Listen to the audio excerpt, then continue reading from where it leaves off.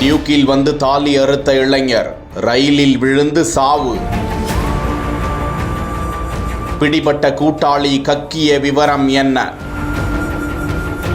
கோவை மாவட்டம் பொள்ளாச்சி பகுதியை சேர்ந்த 22 வயதான ராசு என்ற ராஜேஷ், இவரும் கோவை புலியகுளம் எரிமேடு பகுதியை சேர்ந்த 22 வயதுடைய திலீப் மேத்யூ என்ற இளைஞர்களும் கடந்த சில மாதங்களாக நண்பர்களாக பழகி வந்தனர். இதில் ராஜேஷ் என்கிற ராசு முன்கூட்டியே வழிப்பறி கொள்ளையில் ஈடுபட்டு அவர் மீது வழக்குகள் பதிவாகியுள்ளதாம். அப்போது ராஜேஷ் மற்றும் திலீப் மேத்யூ இருவரும் சேர்ந்து வழிப்பறியில் ஈடுபட முடிவு செய்து அன்னூரை அடுத்துள்ள ஜீவாநகர் பகுதியை சேர்ந்த 55 வயதான தனலட்சுமி என்பவர் மளிகை கடை நடத்தி வரும் நிலையில் கடந்த 22ஆம் தேதி மதிய வேளையில் ராஜேஷும் திலீப் மேத்யூவும் அந்த பகுதிக்கு சென்று திலீப் மேத்யூ இருசக்கர வாகனத்தை தயாராக நிறுத்தி இருக்க மளிகை கடைக்குள் சென்ற ராஜேஷ் உரிமையாளர் தனலட்சுமியிடம் சிகரெட் வேண்டும் என கேட்க தனலட்சுமி கவனமில்லாமல் வேறுபுறம் திரும்பிய போது நொடி பொழுதில் அவரது கழுத்தில் இருந்த 5 சவரன் தங்கச்சங்கிலியை பறித்து கொண்டு ஓடிச் சென்று இருசக்கர வாகனத்தில் ஏறி இருவரும்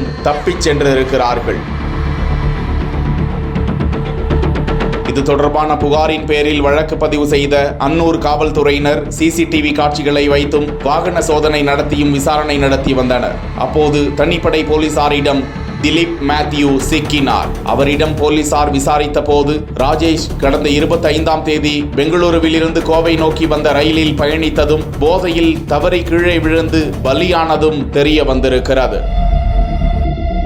தொடர்ந்து திலீப் மேத்யூவிடம் பறிக்கப்பட்ட தங்கச்சங்கிலி பறிமுதல் செய்யப்பட்டு திருட்டுக்கு பயன்படுத்திய டியூக் பைக்கையும் போலீசார் பறிமுதல் செய்து விசாரணைக்கு பிறகு நீதிமன்றத்தில் ஆஜர்படுத்தி கோவை மத்திய சிறையில் அடைத்திருக்கிறார்கள்.